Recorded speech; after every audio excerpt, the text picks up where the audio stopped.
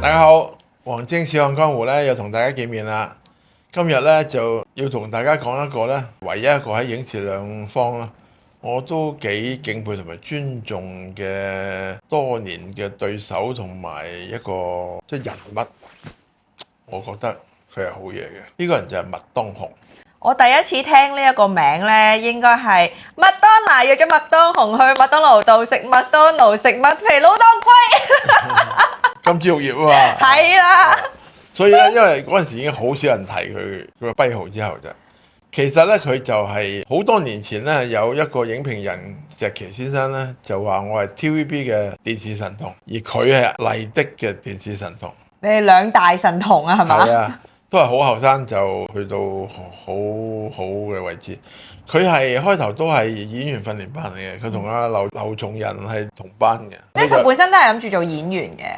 係㗎，咁但係當然就發覺即係做導演就更好啦，咁佢就去咗呢個轉咗做幕後啦，好似杜琪峰咁啦，然後行出一條黃金嘅路啦。咁佢開頭做咗導演咧，就直頭大家都覺得佢係一個黐線導演嚟嘅，大家都覺得，因為佢係亂嚟嘅，總之俾人拉都要拍㗎啦，有啲嘢。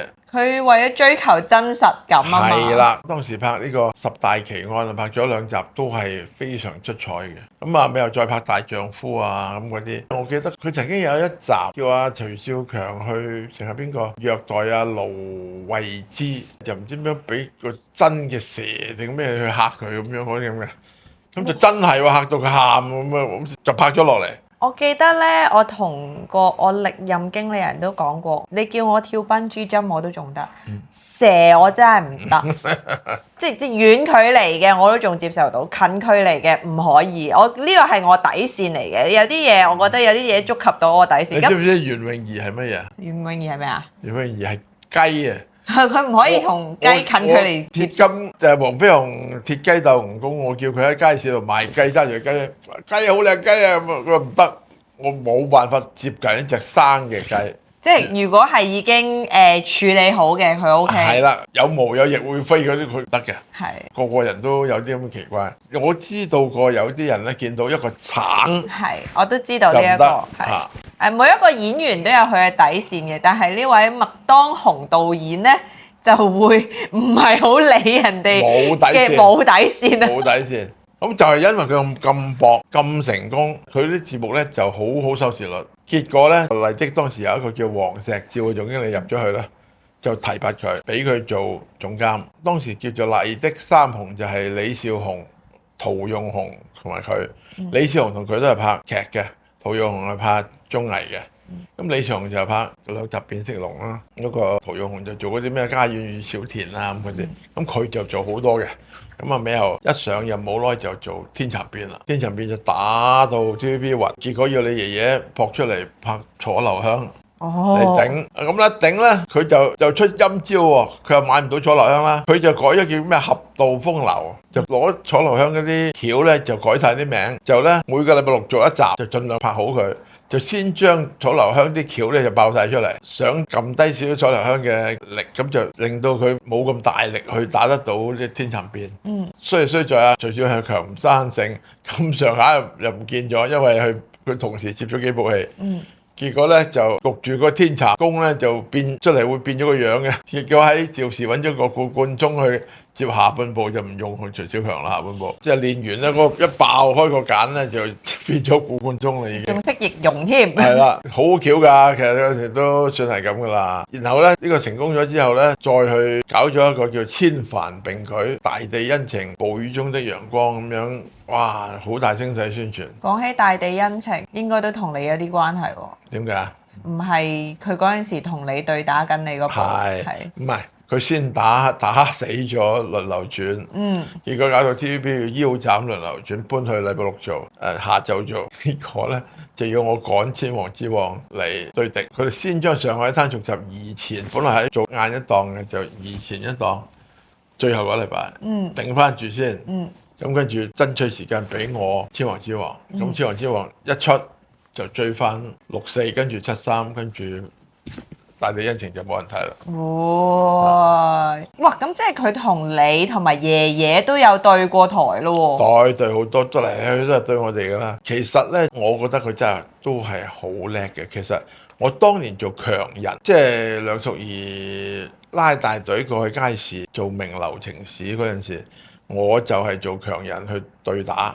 但我先早出咗40集，110集，先早出咗40集嚟到建築晒嗰個觀眾群，咁然後到開波嗰日咧，就打到佢即晚要重播，好低收視率。咁但係同步咧，麗的當然做咗另外一個劇叫做《鱷魚淚》，都收視唔錯。但係咧，因為我都冇間去顧佢去睇佢嗰個《鱷魚淚》，我諗都唔係好犀利啩。咁啊，搞掂名流情史先啦，打死佢先，死咗啦。咁啊，翻轉頭望下《鱷魚淚》，哇，一額難看，其實係好睇嘅。一額汗啊！一額汗。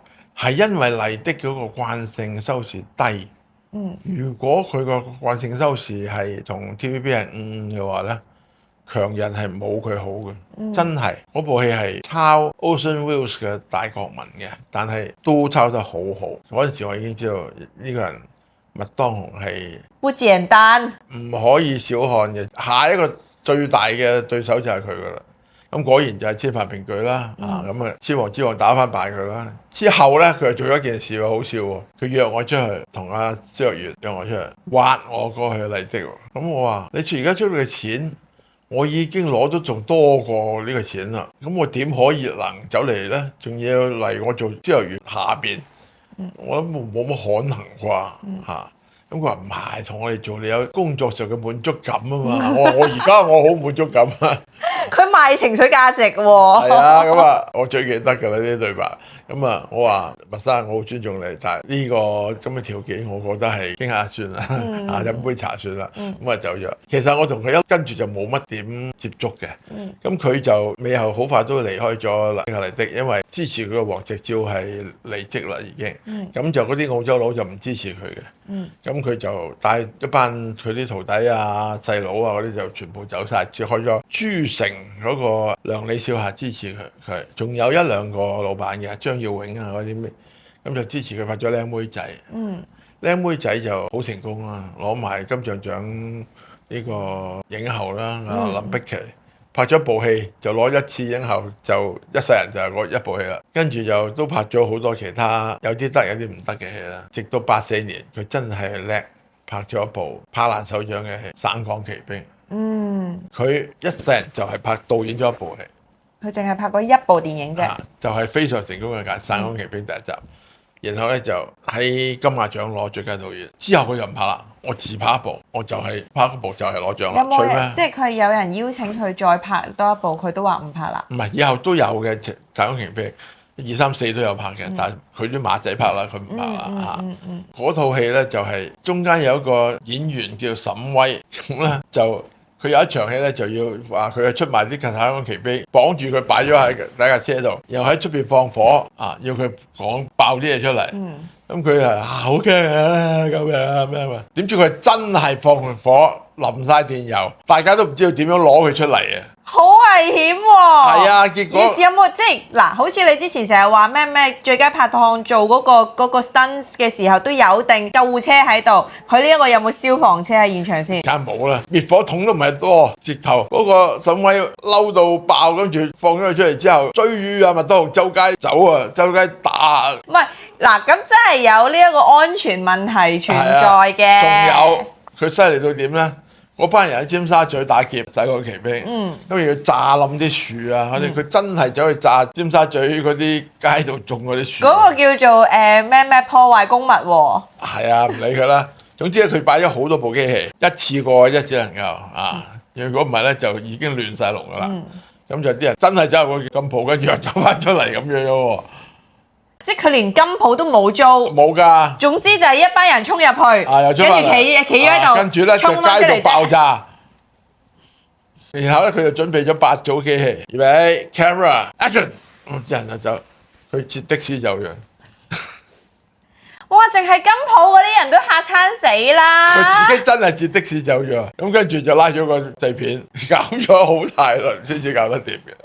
唉，當然啦，導演追求真實感咧，我覺得明白嘅，但係有陣時我哋都去到一啲咁樣會帶嚟麻煩嘅情況底下咧，都會唔會令到身邊嘅工作人員開始慢慢即係退後咧？佢嗰啲人又肯跟佢，好笑啊嘛！佢黐線嘅。即係以前啲人都好願意幫佢賣命啦，根本上就係。咁於是咧就嗰部戲好成功啦，咁跟住拍咗好多其他嘢啦。88年我就同佢有一個合作機會啦。咁嗰陣時我已經拍《精裝追女仔》啦，因為佢右手度又有一部周潤發嘅約簽咗喺度，一部佢係拍咗《鬼新娘》，另外一部咧就俾阿霍耀良幫我拍《赤裸羔羊》嗰個導演咧過咗身。就想拍一部喜劇咁樣，咁阿霍生問我拍乜嘢啊？拍咩好啊？我話拍《公子多情》。One of my favourite。係啦，咁咧就將 My Fair Lady 調轉，就一定好笑啦。咁佢話你幫我寫啊，我話得，不過你問一問阿向華勝先生先啦。咁啊麥當雄就話：誒借阿黃晶俾我搞個劇本啦。阿向生唔制喎。向生當你寶啊，唔肯俾借你出去啊！係啦，真係。咁咧，咁啊點算咧？咁樣咁跟住就棘咗喺度啦。咁啊，霍耀良就好愁啦。咁就咁點啊？我開唔成啊！你唔寫，我唔出名幫你寫啦。但係我要咁多錢，都好高喎詞價錢。咁佢俾喎，麥當雄。咁我就寫咗唔出名，俾佢哋搞。我知個麥當雄後來講咗一句話，睇完我個稿，黃晶有資料。改少少就可以拍咁，其實都係惺惺相惜啦嚇。咁即係佢亦都係好叻啦，佢自己睇到啲好嘅嘢，佢就會知道係得㗎啦嚇。咁結果部戲都好成功。係啊，我中意睇嘅呢一部，大家有機會都可以去睇下呢一部《公子多情》。阿張潤發同阿梅艷芳。冇錯，我好中意呢一部，呢部太可愛啦。呢個係我哋嘅唯一嘅合作啦。不過有時都會傾下偈嘅佢之後就搞咗第一部葉子楣嗰部《鳥蒲團》啦，拍到好盡啦。跟住就係跛豪啦，跛豪佢真係好嘢，3個幾鐘頭一部咁長嘅戲，處理得恰如其分，開啟咗一個黑幫史詩式嘅戲。咁跟住我哋就即刻跟風《雷洛傳》啊，跟住就係好多啦，有《南江傳》啊，去到而家追龍啦，係追龍啦，未有但係跛豪始終係一個第一部啦，就係真係好精彩嚇。不過佢好得意嘅，大家都會咁樣形容麥當雄嘅，佢拍啲戲全部都係男盜女娼，男人都係賊嚟嘅，個個都，無論你係咩位置，其實都係賊。女人咧，無論你幾高貴都好啊，都係雞嚟㗎啦。咁係一個佢嘅取向嚟嘅。好笑嘅咧就係一生人都冇結婚嘅。佢真係咁諗嘅，佢唔信女人嘅。佢有冇緋聞咧？有啲有，佢同嗰陣時沙姐啊、林建明啊，好多個都有個緋聞嘅啦。咁我去過佢屋企，就係當時傾《公子多情》。修改少少嗰啲，咁咧我覺得好奇怪，佢個睡房咧，張床旁邊就有個浴缸，我話你點解會將浴缸擺喺度嘅？我沖涼咯。我話如果你有個女朋友嚟，咁咪好尷尬啦，佢喺你面前沖，梗係一齊沖啦。呢一個我覺得都係一啲冇所謂㗎，咁喺屋企入邊啫嘛，佢想點咪點樣咯。係即係，但係一般人唔會咁做噶嘛。我覺得哎呀咁係應該係有個廁所，有個企缸或者個浴缸喺個廁所入邊。唔緊要啦，佢好多嘢都同人唔同嘅。個叻嘅人咧，往往會有啲奇葩嘅行為。我都有啲奇葩行為嚟㗎，咁但係大家睇唔到啫嘛，係嘛？咁所以麥生咧，其實真係一個我相當之尊重同埋覺得佢係真係叻嘅一個人。無論喺電視同埋電影都叻嘅。後來咧，佢就幫鍾國星拍咗《黑金》啦，嗰部就失敗啦，因為佢估唔到，佢以為佢喺台灣拍台灣黑社會嘅故事，就台灣人會睇，點知唔睇，佢哋要台灣人拍翻佢哋先會睇，即係覺得你香港人嗰啲你都唔知嗰啲堅料，即係咁樣。如果部戲就大敗嘅，有劉德華都冇用啊。我都記得嗰陣時劉德華、劉家卡士係好大輝啊，劉德華、劉家輝咯。但係梁家輝嗰個演出好好，大家都好記得嘅。呢部戲都帶咗落去黑社會，咁就佢個演法呢部就內斂啲、斯文啲，黑社會嗰個角色就暴烈啲嚇。但係麥當雄響佢唔係算好長嘅影劇生命裏面咧，真係算有佳作頻出㗎啦。直到大約98年度，佢差唔多就淡出娛樂圈，佢就去咗青島做生意，都好成功。